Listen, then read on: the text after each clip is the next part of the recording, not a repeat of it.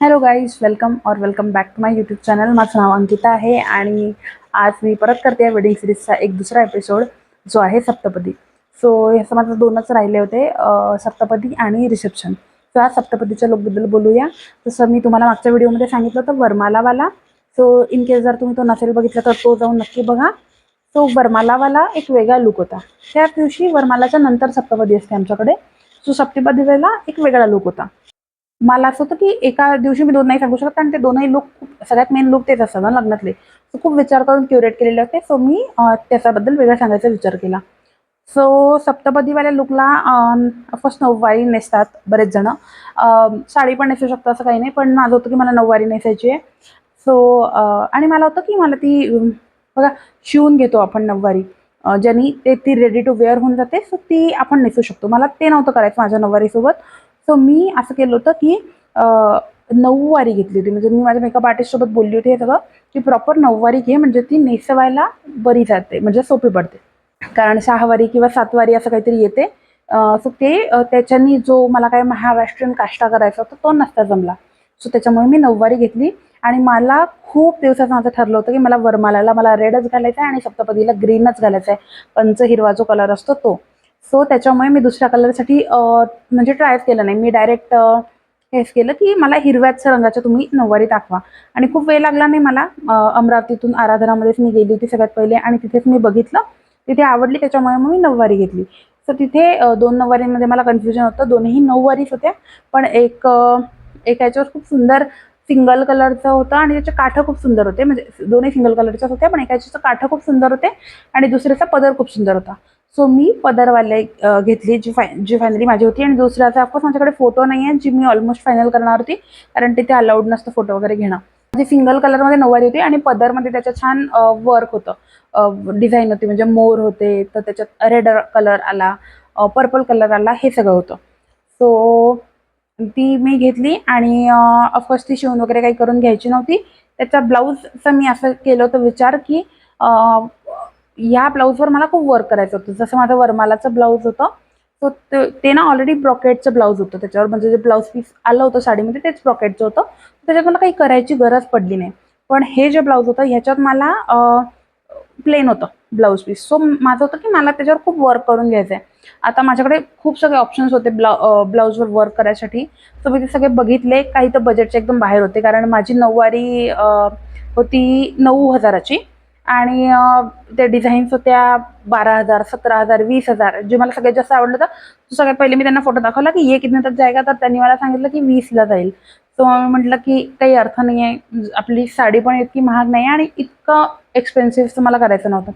So finally मी एका अशा डिझाईनकडे गेली ज्याच्यात माझं स्लीव्जवर वर्क होतं पूर्ण आणि मागून होतं थोडंफार. सो मला माहीत नाही म्हणजे माझ्या मागचे फोटो आहेत की नाही, कारण की आमचा तो लुक आम्हाला खूप घाई झाली. सो माझा जरी बेस्ट लुक होता तरी माझे त्याच्यावर फोटोज फार कमी आहेत. म्हणजे जे दोघांचे आहेत तेवढेच फोटो आहेत, सिंगल तर एकही नाही आहे. सो ते फोटो जेवढे असेल तेवढे तर मी अटॅच करेनच.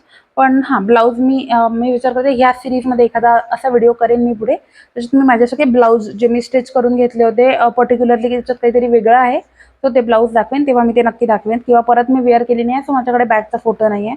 पण जे असेल ते मी दाखवेन. सो ते वर्क पडलं मला 5,000ला. आरी वर्कबद्दल मी बोलते आहे हां. सो ते 5ला पडलं. माझ्या हिशोबाने ते बरोबर झालं, कारण मी जिथे आरी वर्क करून घेतलं होतं पुण्यातून, हडपसरवरून.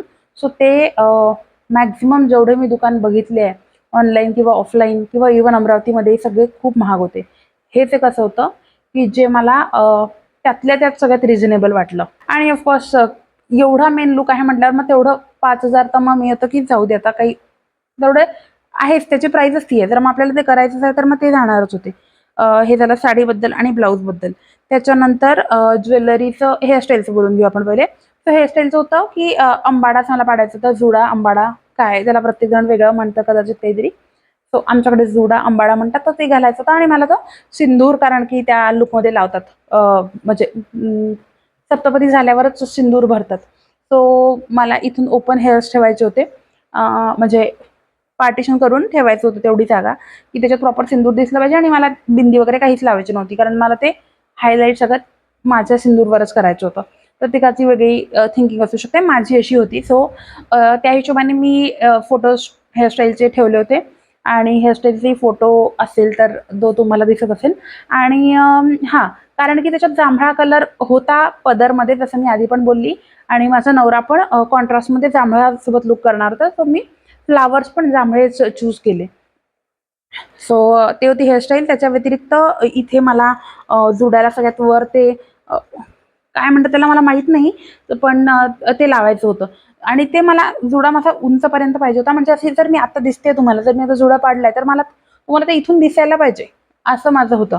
सो ते लावलं होतं आणि प्लस इथे चंद्रकोरवाले सगळे शेप्स मी विकत घेतले होते लावायचे. तर ते लावले होते कारण की ते खूप सुंदर दिसतात. जेव्हा की ते समोरून आम्ही नाही लावले, आम्ही फक्त मागून लावले होते. तर ते साईड अँगलमध्ये किंवा मागच्या अँगलमध्ये फक्त ते दिसतात. म्हणजे समोरच्या फोटोजमध्ये तुम्हाला ते नाही दिसणार. त्याच्यानंतर आपण जाऊया ज्वेलरीकडे. सो ज्वेलरी मला होती, मी वर मला असा लूक बेसिक ठेवला होता माझ्या हिशोबाने. आणि इथे मला होतं की मला बेसिककडे अजिबात नाही जायचं आहे. मला जेवढं होईल तेवढं सगळं वेअर करायचं आहे. आणि माझ्या लूकमध्ये एक मिस झालं की आमच्याकडे एक ज्वेलरी होती, पण ती मी नाही वेअर केली. ती म्हणजे लिटरली लक्षच नाही. असं मला आठवत नाही की गेली नाही की आमचं लक्षच नाही. मला लिटरली आठवत नाही. पण ते एक आमचं राहिलं जे लाँग होतं नेकलेस, ते राहिलं आमचं वेअर करायचं. सो इथपासून सुरू करूया आपण. इथे सगळ्यात पहिले ठुशी मी घातली होती. एक नाजूकवाली ठुशी घेतली होती जी इकडे राहील आपली चोकरसारखी. त्याच्यानंतर होतं त्याच्यानंतर जे मंगळसूत्र दिसत आहे फोटोत, तर ते येणार होतं म्हणून आम्ही त्याच्यासाठी जागा ठेवली होती. एवढं मंगळसूत्र येईल ऑफकोर्स. तर याच्या खालच्या लेंथचा सॉरी त्याच्या खालच्या लेंथबद्दल आपण बोलूया. सो त्याच्यासाठी मी कोल्हापुरी काहीतरी त्याला म्हणतात, त्यावाल्या प्रकारचं ते छोटं नेकलेस होतं. छोटं म्हणजे मीडियम लेंथचं. त्याला कोल्हापुरी साज असंच म्हणतात बहुतेक. सो ते होतं. याला पण मला नाव नाही माहिती, पण खूप ट्रेंडिंग सुरू आहे. तुम्हाला कुठेतरी बघितलं असेल की ज्याला असं छोटे छोटे कॉईन्स असतात. मला माहित नाही त्याला काय म्हणतात ॲक्च्युली. सो ते होतं. तर ते मीडियम लेंथला होतं माझं. आणि त्याच्यावर म्हणजे त्याच्यानंतर सगळ्यात शेवटी जे दिसतं ते मोठं मंगळसूत्र आहे, जे की ऑब्व्हियसली सकाळपासून घातलेलं होतं ते येणार होतं. ह्या सगळ्याच्या मधात एकतर याच्या खाली किंवा याच्या वर एक येणार होता नेकलेस. त्याचा माझ्याकडे फोटो नसेल आणि मी ते परत घातलं नाही आणि ते आता इथे नाही आहे, ते अमरावतीला आहे. सो ते असं होतं की ते कोल्हापुरी साजवालंच होतं सेम. इकडे पूर्ण सिंगल प्लेन आणि इथे खाली एक असं मोठं पेंडंट होतं त्याचं. तर ते होतं. मला वाटते, जेवढं मला वाटतं की ते गेलं नाही या लूकवर, कारण की मोठं मंगळसूत्र आणि ते एका लेंथचं होतं आणि त्या दोनला कमी जास्त ॲडजस्ट करायचं काही ऑप्शन नसतं राहिलं. म्हणजे मोठं मंगळसूत्र तर तेवढंच राहिलं असतं, एवढं माझं पोटाच्या थोडंसं वरपर्यंत. पण ते जे होतं ते पण त्याच लेंथचं आलं असतं आणि ते चांगलं दिसलं नसतं अति झालेलं. सो मला वाटतं म्हणून आम्ही ते घातलं नाही. कारण की तेव्हा मी जसं सांगितलं खूप घाईत होती, तर माझ्या मेकअप आर्टिस्टनी जे काही होतं ते सगळं वेअर करून दिलं. सो तिने विचार करून ते मला नसेल दिलं. त्याच्यानंतर आपण बोलूया बांगड्यांबद्दल. जसं माझे जर तुम्ही वेडिंग सिरीजचे बाकी एपिसोड बघितले असेल तर, की आमच्याकडे हिरवा जुडा घालतात. मॅक्झिमम मला वाटते सगळ्या मराठी फॅमिलीजमध्ये ही ट्रेडिशन आहे. सो तो हिरवा चुडाच होता कंपल्सरी. पण माझं होतं की मला त्या हिरव्या चुड्यामध्ये मी एक बांगडी घेतली होती. म्हणजे जोड सेट होता बांगड्यांचा. सो तो ओपन होत होता स्क्रूनी मधातून. सो मी तो माझा पूर्ण एवढा चुडा आहे, त्याला अर्ध्याच्या मधात मी ते ॲडजस्ट केलं कारण की त्याला स्क्रू होता. त्याने ऑफकोर्स लुकाला माझा म्हणजे बेसिक मोटो हा होता की मला भरगच्च मराठी प्रॉपर नवरीवाला लुक करायचा होता याच्यासाठी, सप्तपदीसाठी माझ्या. आणि ते जे बँगल्स मी बोलते ते ₹300 काहीतरी होते. म्हणजे ते सगळ्या साईजेसला होतात असं काहीतरी आहे त्याचं. तर ते 300चे काहीतरी होते. ते मी तुळशीबागमधून घेतले होते. आणि जी ज्वेलरी मी आता सांगितली सगळी वरची, म्हणजे नेकलेसबद्दल सांगितलं, तर माझे नेकलेस मला आठवते 1500 ते 2000च्या रेंजमध्ये झाले होते. हे तो चौथा जो मी नाही घातला तो धरून. आणि हे मी सगळं अमरावतीतून घेतलं होतं. सिद्धिविनायक म्हणून ज्वेलरी शॉप आहे मोदीनगरला, तिथून घेतलं होतं. सो ते झालं. त्याच्यानंतर नथ मला या लूकवर होतं की मला प्रॉपर मोठी नथ घालायची आहे, कारण माझा चेहरा पण मोठा आहे आणि लूक पण भरगच्च होता. सो मला समजतो की मिनिमल वगैरे नथ घालायची मला. कारण मिनिमलला तर बाकी दिवशी घालतो मी. माझ्या एंगेजमेंटला घातली होती मिनिमल लूक, मिनिमल नथ वगैरे. सो प्रॉपर अशी मोठी नथ मी वेअर केली होती, जी सुंदर दिसत होती, उठून दिसत होती खूप. कानामध्ये मला हे घालायचं, इयर कप्स घालायचे होते. पहिले माझं होतं की मला बुगडी पण घालायची होती, मला वेल पण लावायचे होते. कारण माझं असं होतं की माझ्या लग्नात मला सगळं करून घ्यायचं आहे, काहीच सोडायचं नाहीये. सो मग असं केलं मी की इयरिंग आणि बुगडीवाला लूक मी दुसऱ्या दिवशी केला होता. सॉरी, आधीच्या दिवशी केला होता, म्हणजे श्रीमती पूजनला केला होता. तो वेलवाला लूक मला नाही आठवत मी केला होता की नाही, कारण की तो कधी पण नॉर्मली करू शकतो. इयर कप सोबत पण इव्हन लोक वेल पण लावतात, पण मला ते तेवढं नव्हतं, म्हणजे नव्हतं करायचं तेवढं. पण मी इयर कप्स घेतले होते. सो इयर कप्ससाठी पण खूप विचार करायला लागला, कारण ही सगळी ज्वेलरी ऑफकोर्स वेगळी होती. ह्या सगळ्या ज्वेलरी सोबत, सगळ्या नेकलेसेस सोबत त्याचे त्याचे आपले आपले इयरिंग्स होते छोटे छोटे. पण मला ते सगळे नको होते, मला हेच पाहिजे होते. सो मग मला ते मॅच करून घ्यायला लागलं. ते पण अगेन मी सिद्धिविनायकमधून घेतले. थोडेसे महाग होते, 500 पर्यंत होते. पण of course I am not complaining, कारण की मला जसा पाहिजे तसा लुक आला. आणि सगळ्यात मेन म्हणजे की माझ्या सगळ्या ज्वेलरीवर ते जात होतं.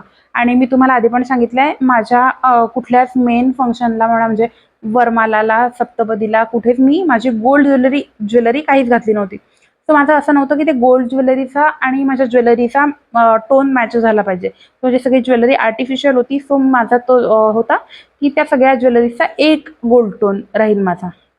जर गोल्डन राहिलं असतं तर गोल्डन जरा वेगळ्या टोनमध्ये जातो आणि मग त्या टोनची ज्वेलरी मिळायला कठीण जाते. त्याच्यामुळे माझं होतं की गोल्डन तर आपण घालणारच आहे पुढच्या फंक्शनमध्ये, इथे आपण प्रॉपर मॅच करून, कारण की आता हे सगळं जसं एवढं घातलं मी, एवढं सगळं गोल्डमध्ये माझ्याकडे ऑफकोर्स नव्हतं. सो मग ते मॅच नसतं झालं, त्याच्यामुळे मी आर्टिफिशियल ज्वेलरीकडेच गेली. हातात मला हातफुल घालायचे होते, हातफुल.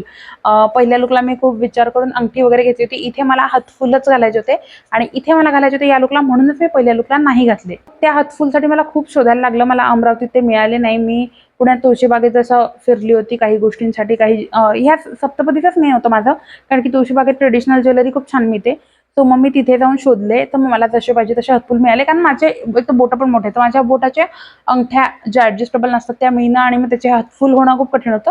सो मला एका ठिकाणी मिळालं आणि ते एकदम खूप लो क्वालिटीचे हातफुल होते, पण ते 250ला, हां, 250ला होते ते फर्स्ट 2. सो ते खूप सुंदर होते. सो ते मला वेअर करायचेच होते. बेसिकली माझा पूर्ण लुक जो मी विचार केला होता तो तसाच्या तसा माझा क्युरेट झाला. मला असं कोणत्याच गोष्टीचं हे नाही आहे की माझं हे राहिलं किंवा हे लुक होऊ शकलं असतं. जसं मी ते गळ्यातलं पण मी आणून ठेवलं होतं, पण मी नाही घातलं. तर मला असं नाही वाटत की मला हे पाहिजेच होतं, कारण की माझं लुक इनकम्प्लीट दिसत नाही आहे. सो ते जसं पाहिजे तसं सगळं झालं. त्याच्यानंतर जर इकडे तोरड्यांचा वगैरे विचार केला, तर तोरड्या ज्या असतात कंपल्सरी, म्हणजे चांदीच्या तोरड्या, जोडवी, बिछवे, तर ते सगळे घातलेच होते मी. सो ते तर काही चेंज करायचा ऑप्शनच नव्हता. या लुकसाठी चप्पल वेगळी होती, सँडल. कारण की माझी जी लग्नातली सँडल आहे, मला वाटतं त्याचा फोटो मी म्हटलं होतं मागच्या व्हिडिओत, पण माझ्याकडे नव्हता, सो मी नाही टाकला. ह्याचा माझ्याकडे फोटो असेल. तर ह्याच्यासाठी मला प्रॉपर ती कोल्हापुरी स्टाईलची, असं नाही की प्रॉपर कोल्हापुरी होती, कारण माझं पाय पण मोठे, मी याच्या आधी सांगितलं आहे, तर मला नाही मिळत. पण मग मला एक जी या लुकवर जाईल, तर आणि इव्हन याच्यात असं आहे ना, सप्तपदीमध्ये तुमची चप्पल जास्त दिसून येते इन्स्टेड ऑफ वरमाला वगैरे, कारण शालू जिथे असते तो खालपर्यंत येतो. नऊवारी जी आहे ती अँकलपर्यंतच आपल्या येते. सो ऑफकोर्स चप्पल अशी व्यवस्थित दिसते. आणि ह्याच लुकवर माझा गृहप्रवेश होणार होता. सो म्हणून तो सगळा विचार करून मी चप्पल एक स्पेशल घेतली की म्हणजे सगळ्याच ट्रेडिशनल लुकवरती चप्पल चालली जाईल ते सगळं. आणि त्याच्यासोबत मी जी ओढणी घेतली होती माझ्या वरमालावाल्या लुकला, ती ओढणी मला इथे नव्हती घ्यायची. पण असं असतं जेव्हा वरमालाच्या वेळेस आपण ते गाठ बांधून देतात ना, सो तेच तुम्हाला घेऊन इकडे यायचं असते सप्तपदीला. ॲटलिस्ट आमच्या वेळेस तरी तसं होतं. सो मग तेव्हाच माझं होतं की मला ओढणी नाही घ्यायची आहे. सो तेव्हाच मी ही वाली म्हणजे शॉल दिली आणि अनिकेतनी पण, माझ्या नवऱ्याने पण तीच शॉल दिली जी त्याला ह्या लुकवर घ्यायची होती. सो आम्ही त्याची गाठ बांधून घेतली आणि मग ती शॉल मी जांभळ्या कलरची घेतली होती, कारण त्याचं लुक जसं मी सांगितलं जांभळं होतं. आणि मी सगळ्या याच्यात हेअरस्टाईलमध्ये वगैरे पण मी पर्पलच फ्लावर्सचा विचार केला होता. सो मी ती ओढणी पण तो विचार करूनच, ओढणी नाही, मी ओढणी म्हणते, शॉल मी खूप शोधली मला जशी पाहिजे तशी. आणि मग ती पर्पल कलरची शॉल मला मिळाली, जी खूप सुंदर आहे माझी शॉल. त्याची डिझाईन त्याच्यावर डोली होती, कारण म्हणजे त्याचं पूर्ण जेव्हा प्लेट्स केल्या तेव्हा त्याच्यावर पूर्ण डोली आणि प्रॉपर असं लग्नाचे एलिमेंट्स दिसत होते. सो त्याच्यामुळे मला माझी शॉल पण खूप आवडली. चंद्रकोर मला लावायची होती ऑफकोर्स मोठी. सो मी चंद्रकोर मोठी लावली. अगेन कारण की माझा चेहरा मोठा आहे, माझं सगळं ज्वेलरी भरगच्च होती. सो छोटीशी चंद्रकोर लावून हे नव्हतं व्हायचं. आणि मी मेकअप, लिपस्टिक वगैरे बद्दल कशातच सांगितलं नाही आहे, कारण की त्याचं रिझन तेच आहे की मेकअप आर्टिस्ट होती, सो मला त्याच्यातनं माहीत नाही की तिने लिपस्टिक कोणतं लावलं, कुठला शेड लावला, की 2-3 शेड मिळून लावले. सो त्याच्याबद्दल मी कमेंट करणं बरोबर नाही आहे. पण जे फोटोजमध्ये आहे ते तुम्ही रेफरन्स घ्यायचा असेल जर स्वतःचा, तर मग म्हणजे बघू शकता मरून टाईपमध्ये शेड होते माझे मॅक्सिमम सगळे, कारण की डार्कच आम्हाला जायचं होतं. फोटो बघतेय मी. आय थिंक सगळं मी सांगितलंय, सगळं कव्हर केलंय. सो हाच होता आमचा म्हणजे माझा सप्तपदीचा लूक. आणि माझा तरी मी म्हटलाच नाही, याच्या आधी माझा श्रीमतीपूजनचा माझा लूक सगळ्यात फेवरेट होता. आणि ऑफकोर्स सेकंड फेवरेट हा होता. श्रीमतीपूजनवाला असा फेवरेट होता की तो सिंपल सोबरमध्ये सगळ्यात बेस्ट लुक झाला होता. आणि हा ऑफकोर्स एकदम बरोबर प्रॉपर ब्राईडवाला हा माझा फेवरेट लुक होता. इव्हन सगळ्यांना मला जेवढ्या लोकांनी मेसेजही केले, म्हणजे स्पेशली मुलींनी, आपण त्यांचं पण पुढे लग्न होणार वगैरे, त्यांनी सगळ्यांनी मला हेच म्हणतं की तुझा तो वाला लुक फेवरेट होता. सो मला नक्की सांगा तुम्ही की तुम्हाला कोणता लुक सगळ्यात जास्त आवडला. कमेंट्समध्ये सांगू शकता. आणि अजून काही डाऊट्स असेल, अजून काही मी मिस केलं असेल तर ते सांगू शकता. चप्पलची प्राईस नसेल सांगितली, मला वाटते ती पण 1500 पर्यंत झाली, कारण माझ्या साईजच्या चप्पल स्वस्त मिळत नाहीत. आणि बस हेच होतं सगळं. हां, ती शॉल 350-400ची होती. सो पुढच्या व्हिडिओमध्ये भेटूया. रिसेप्शनचा एक एपिसोड राहिला तो करेन. आणि बाकी माझा विचार आहे की हीच वेडिंग सीरीजमध्ये मी जे काही मी लग्नाबद्दल होतं माझं, किंवा ज्या काही मला वाटलं गोष्टी, तर त्या सगळ्या शेअर करेन. सो म्हणजे इन केस जर कोणी फ्युचर ब्राईड्स असेल किंवा काही कुठल्या गोष्टीसाठी पाहिजे असतील तर सांगा. तुम्ही सांगू शकता मला की तुम्हाला कुठल्या टॉपिक्सवर व्हिडिओज पाहिजे आहे. सो येस, भेटूया पुढच्या व्हिडिओमध्ये. तोपर्यंत बाय बाय.